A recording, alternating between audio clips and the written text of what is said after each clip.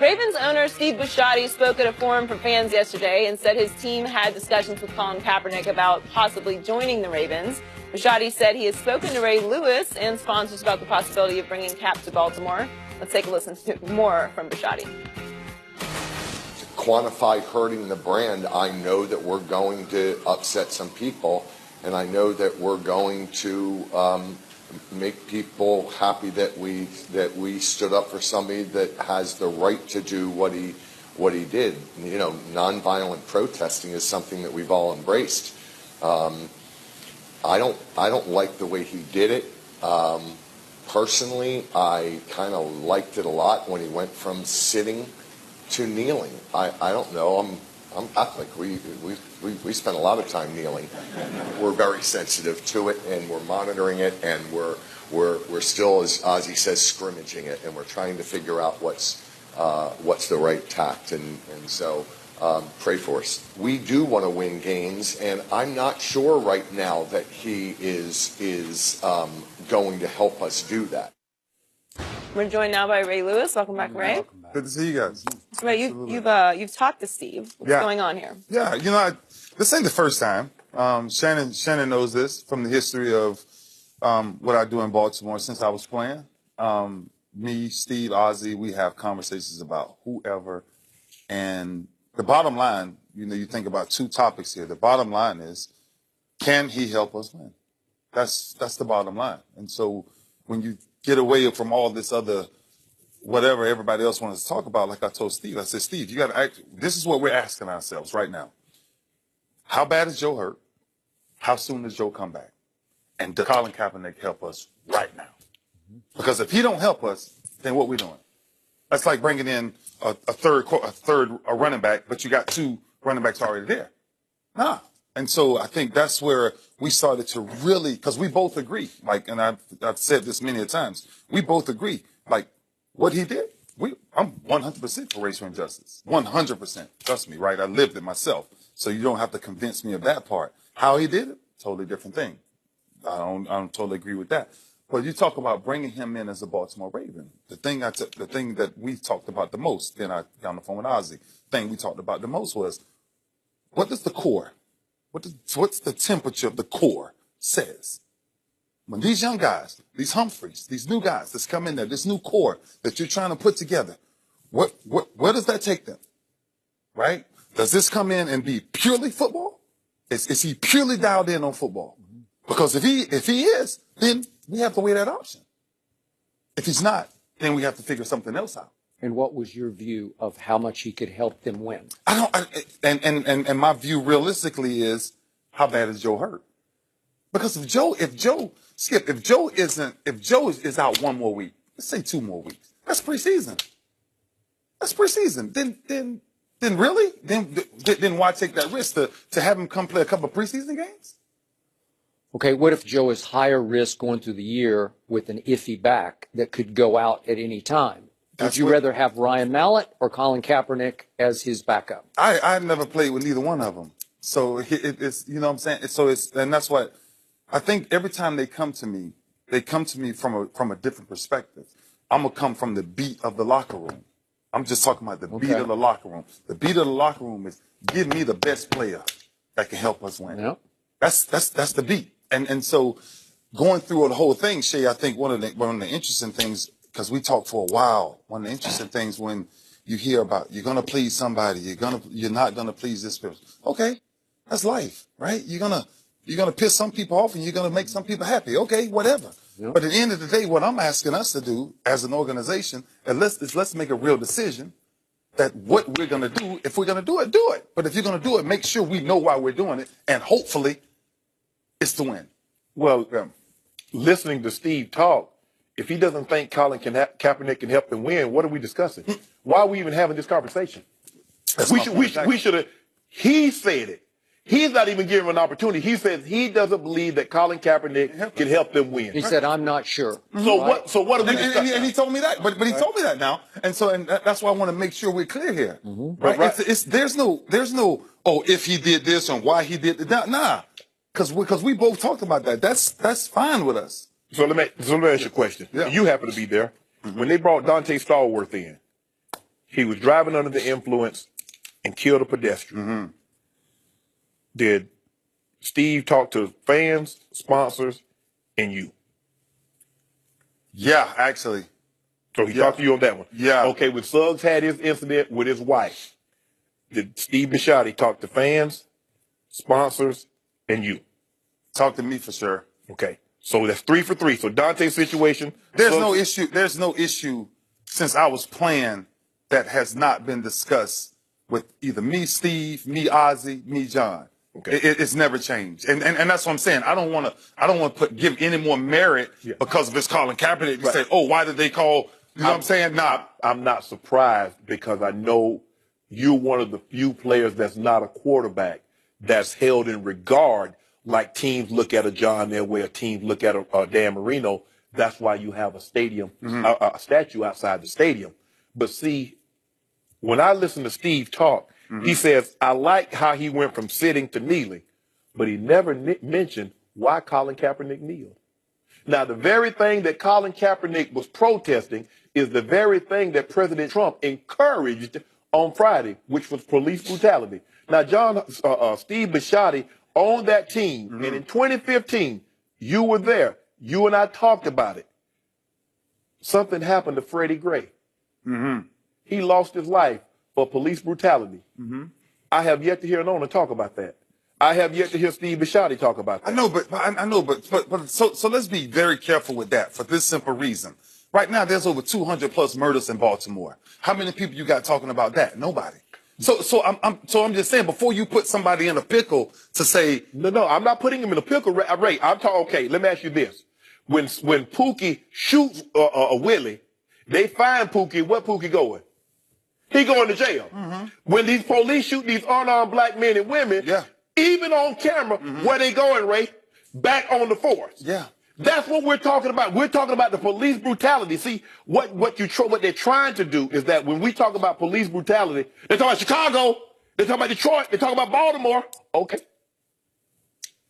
You want me to come up with a solution that you helped put me in.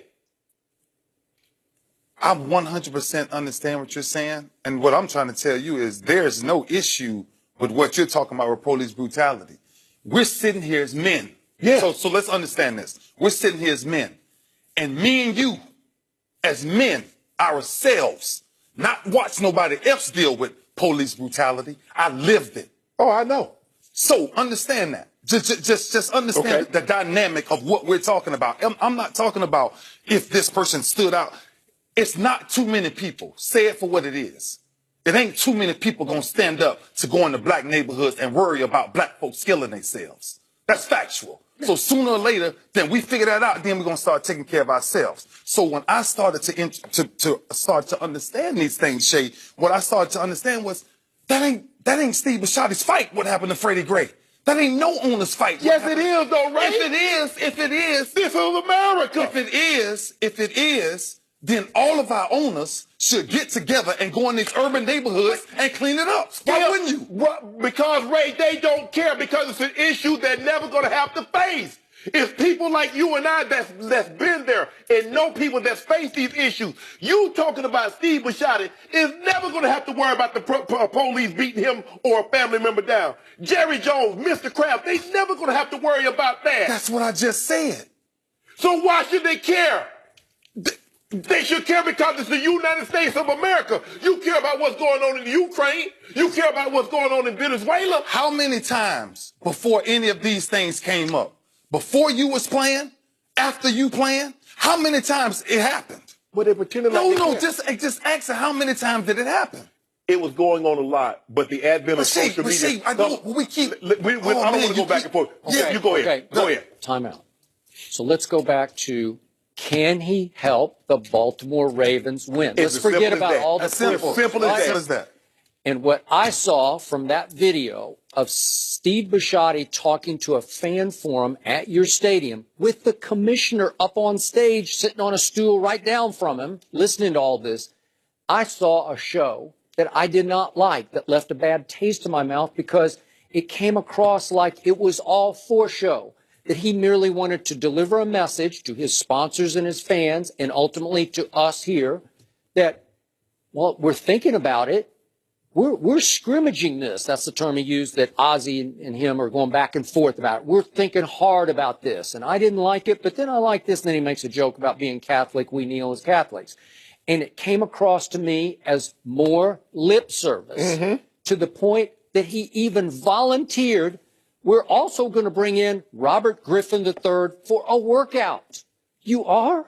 Why? Because if we're talking about who can help you win the most, and I'm the biggest RG3 fan on the planet, or at least used to be, Colin Kaepernick was miles ahead in performance last year of Robert Griffin III, who was a shell of himself in the 5 games he played for the Cleveland Browns.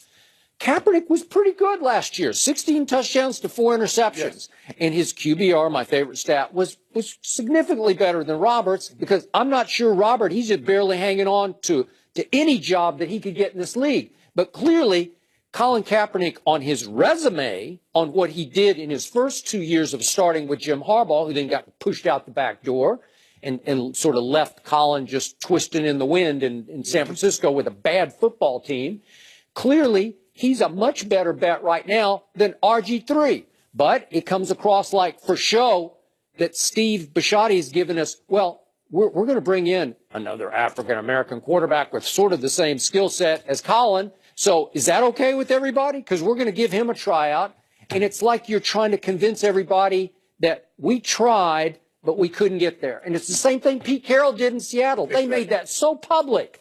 We're trying. We brought him in. They didn't work him out, but they've talked and talked. What are your priorities? What's important to you right now? That's what Pete Carroll said. And his locker room, boy, that Seattle locker room, they were on fire for Colin Kaepernick. That's the best fit in the world for Colin right now, is the Seattle locker room. Although I can make a case that the second best bet for Colin right now would be your locker room with the Ravens, right? Yes. Just because of Ozzie and the sort of the senior leadership and what you left in the locker room and the demographic, the dynamic that you built and left, the legacy of Ray Lewis in that locker room. So that's the second best. But all I heard from the owner was lip service. I think he was trying to tell everybody, we tried to get there, we thought hard about it, but we can't get there. So we're going to bring in Robert Griffin III. Baloney. I'm sorry, I'm calling lip service on you. I'm calling it's all for show. Okay, I get it. I keep saying this. And before we jump into everything else, it's still our conversation, whether you believe whatever Steve Bisciotti is saying or not. It came down to one simple conversation. And every scout goes through the same exact thing. We live this our entire lives. Every player is evaluated for one simple reason. Can you help me or not? My bottom line, from a distance, Colin Kaepernick is much better than Ryan Mallett. Absolutely. He just is. He just is. I can just show you his resume. He's much better.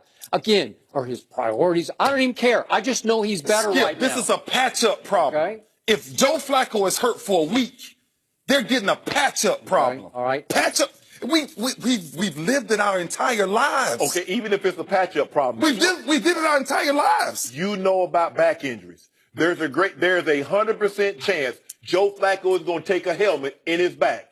There's a 100% chance Joe Flacco is going to get sacked and he's going to land on his back. Or just twist the wrong way. If he's out for a substantial amount of time, do you have more trust in Ryan Mallett or Colin Kaepernick? Those are the questions. Forget if you want to say put all this other stuff aside. Let's just put this in. I'm put this in a nice little neat box. I just told you it's easy to put it there. Okay. Because the question is simple. Okay. The question is simple.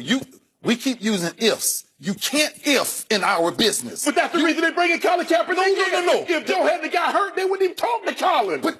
And that's why the question still goes back to something very simple. It's a very simple question. Like, we keep making this other issue about, we want to cover up these things. You don't have to cover up what somebody else done. Okay. It's simple. So Colin is better than Ryan Mallett, right? But hold on. You say, Ray, you keep saying we keep going to if. Yeah. We're in this situation because if Joe didn't get hurt, we wouldn't be having this conversation. Shannon, that's why everybody brings in 2 and 3 players at a position. Yeah. This has never changed. Like, the method of us having conversations of who we bring in and where we sit them at. We've never, why does this conversation get so much more attention? Okay, so Ray Lewis. I'm going to put you on the spot. You can't put me on the spot because I have no interest in nothing that they're doing. Okay, but if you're running the Baltimore Ravens today, what do you do? I sit down and have a conversation with the best available player that can help my team win. After I evaluate my quarterback, it's protocol. This is what we do. This is what we do. You've had Ryan Mallett on your team. What do you need to evaluate? You saw him. You see him in practice. Somebody threw those 5 interceptions on Saturday. Who did that, Ray?